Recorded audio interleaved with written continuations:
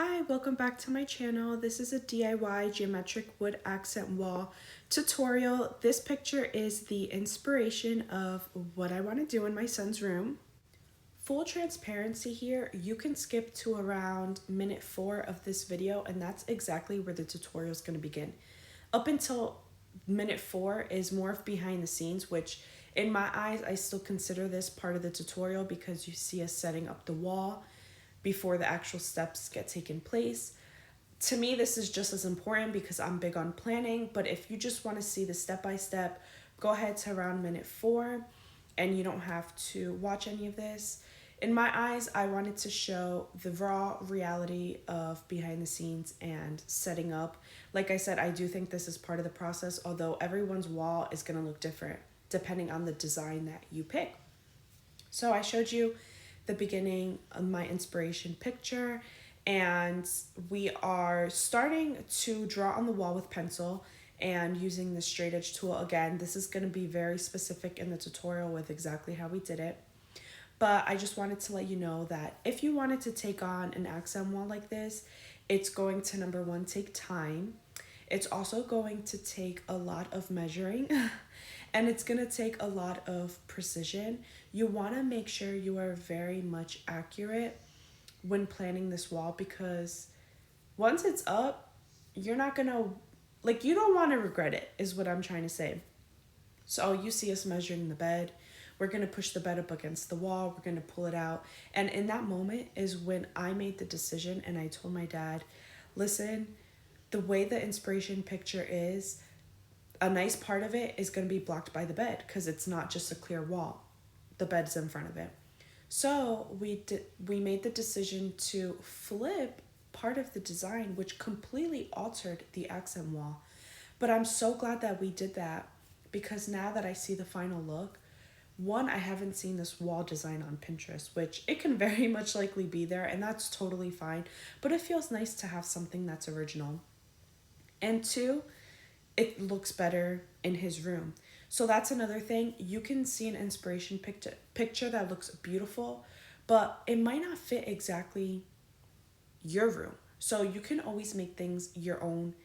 That's what I'm here to tell you, is make sure you just put in the work and put in the time if you want it to come out good. Use a good quality wood as well. Any type of home improvement and project that you do to your house is going to increase the value of your home if done correctly and nicely. So definitely take that into consideration and just take your time while doing this so that way there's not too many bumps in the road.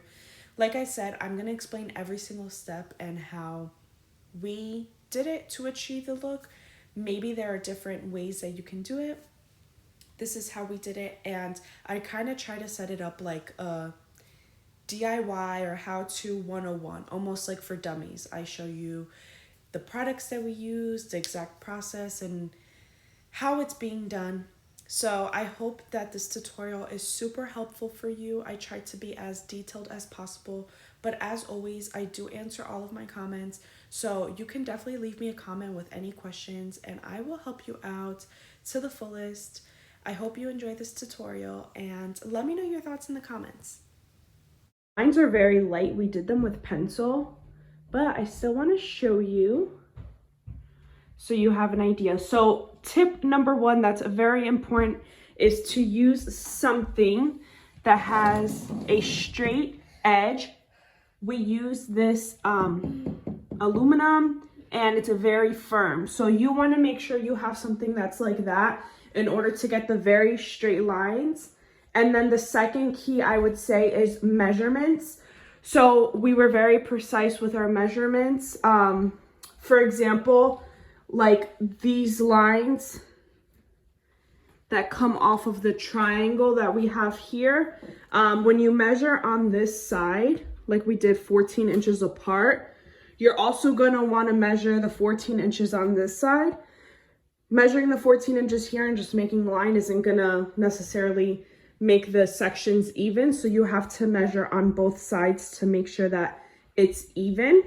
Okay, as you saw earlier in the video when we first started, I do just want to go back to this quickly just to help you out. Just because you have an inspiration picture doesn't mean you have to necessarily follow it to the T. If you want to though, you can, that's no problem. But what we did in this case, since the wall is gonna go behind my son's bed, we decided to take this triangle, and instead of having it at the bottom, which his bed will cover majority of it, we took this and we flipped it upward this way. Whoops. So the triangle is gonna be right here, as you see. And instead of going down, we flipped it up so that you'll have a triangle on this side. And then you have the main, it's really hard to see. The pencil's light, but we have the triangle on the top right corner, which we made it bigger because his wall is wider. So that's another thing to keep in mind with doing these designs. See the V? Is that basically, when you're viewing a picture of it, you have to remember that this size wall might be different than your size wall. So if you have a larger wall and you want this exact design, you're gonna have this design with a wide profile. So it's definitely gonna look different. Or if you have a smaller wall, it'll have a smaller profile. Same concept. So just a couple things to keep in mind when you're gonna do these accent walls. The important thing is that you have a sketch of your design. Don't mind, I'm literally not an artist at all, but you have a sketch of your design just to get the lines to mimic what's on the wall. And then what my dad was, he took measurements of these lines and I wrote it down and I totaled it. So now I know exactly how much wood I need, but I also know that I need a 5-foot piece here, a 10-foot piece here, because my dad says that at Home Depot, you can actually get the exact footage that you need. So it's just going to be less wasteful than getting a huge piece of wood and cutting it up, and then you might have a lot of excess. So definitely sketch it out and write the footage per line and have a total and have that sketch with you when you're going to go buy the wood. Another thing I want to mention before I get off of here is that we are also going to put a border around the wall. So at the bottom, we do have a base molding. So we're gonna leave that there. We don't have any crown molding. So we're gonna just put a straight shot, a piece of wood across the top. And we're gonna also do it on each side. Actually, let me show you the inspo pic. Okay, if I zoom in, that's what I mean. That trim, they have a crown molding and they still put that trim around. So that trim we are definitely going to be doing. So I did also take that measurement into account here. That's where you see that. When you begin putting the wood on the walls, make sure you start from longest lines to shortest. If you have borders, definitely do the borders first because the rest of the lines are going to feed off of that. But yes, do the borders and then longest to shortest. Keep in mind the wood you get from Home Depot come in different amount of feet, so you can get 5-foot pieces or longer ones depending on that sketch, like I mentioned, to bring to the store. You will still need something at home to cut wood because the lines are not going to be perfectly the same length, and also a lot of times you're going to have to cut the wood on a diagonal, especially if you have diagonal lines. So once you've taken your measurements and you cut the wood exactly to where you need it, this is the process to get the wood on the wall. This right here is a product called Liquid Nails. So you're going to apply this to the back of the wood. You want to keep it as much in the center as possible in a very thin layer. Once you press a piece of wood against the wall, you don't want any of the product coming out of the sides. So make sure you're very precise and you take your time with it and you go along the whole piece of the wood. I'm going to show what the product is right now so you can take some screenshots. After applying the liquid nails to the back of the wood, you want to place the wood very precisely on the line to make sure it's even, and then you go in with a staple gun and you will staple in the wood. Doing both the liquid nails and the staple gun together will ensure that the wood has a nice, good, cohesive stick to the wall and that it won't lift anywhere. I took some additional clips to show you when stapling in the wood that if you have a short line, it's okay for one person to hold up the wood and do it themselves. But when it comes to the long lines, like the borders and the longest lines in your design, it will be really helpful to have two people handy in order to hold the other side of the wood to make sure it's straight. All right, here's the progress. Definitely takes a while because you have to do a lot of measuring, but we are doing the longest lines first. So always work on the longest lines first. And like, for example, this diagonal line is our biggest line. And then we did that one. We're working on these. It doesn't really matter because they're just feeding off of here and there's no other design. But for example, when we get to this area that we have more lines, the first one you'll have to do is this longest one. And then you'll have to do the next one, which is this one, and so on. So it's kind of like connecting the dots. Once all of the wood is up, I will show you how it looks, but just so you know, we're gonna be going in with wood filler where we put the staples, and we're also gonna go in with caulk on the sides and where the wood pieces meet to make sure everything looks seamless. Just to get an idea, as you get a new piece of wood,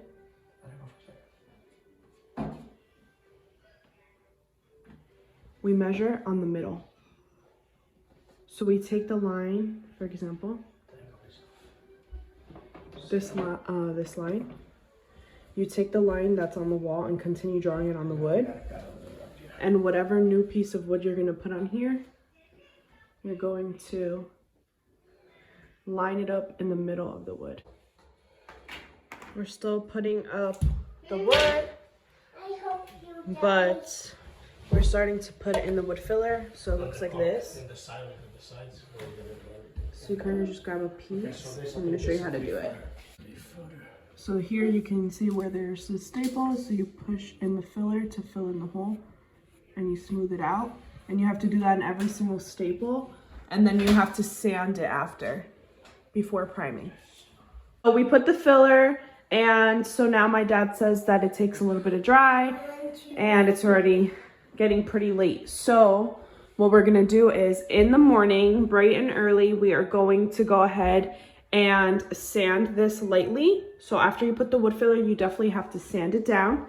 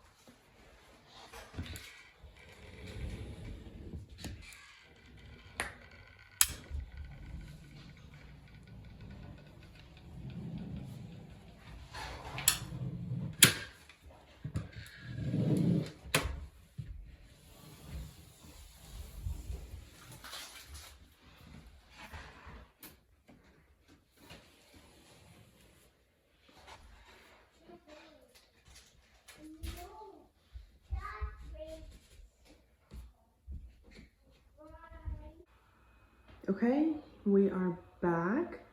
I didn't catch any clips of my husband priming because I unfortunately was not home, so I did miss that step. Use a small paintbrush and just applied it directly onto the pieces of wood with a nice coat. And he did that yesterday, so we just let it dry really well, and we are gonna go in now with the paint, and the paint, we're gonna have to give it about 2 coats. So here's what it's looking like. 2 coats of white paint. What do you think? I think it came out really good. Let's go over here. We still have this out, and we actually painted the whole rest of the room. But I'm not a fan of the color. So we're gonna go ahead and change it and have to repaint the whole entire room again.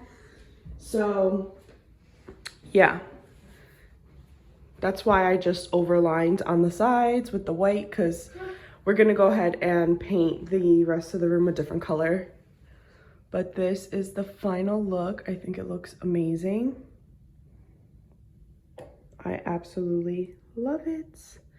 Let me know what you think in the comments. If you have any questions, write them down below. I will definitely be answering them for you guys.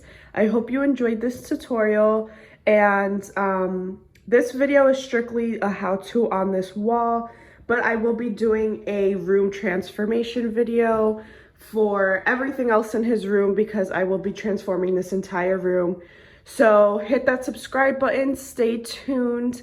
I definitely will have more how-tos in the future as I do projects in my home, and I'll be posting them.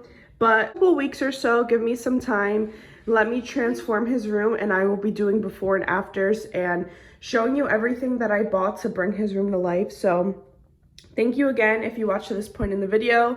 If you end up doing an accent wall like this, definitely let me know down below. I'm also going to actually put my Instagram on the screen right now. My Instagram is public, so I would definitely love to see some pictures if you do the wall, and you can send it to me through IG or tag me. But yeah, thanks guys. See you in the next video.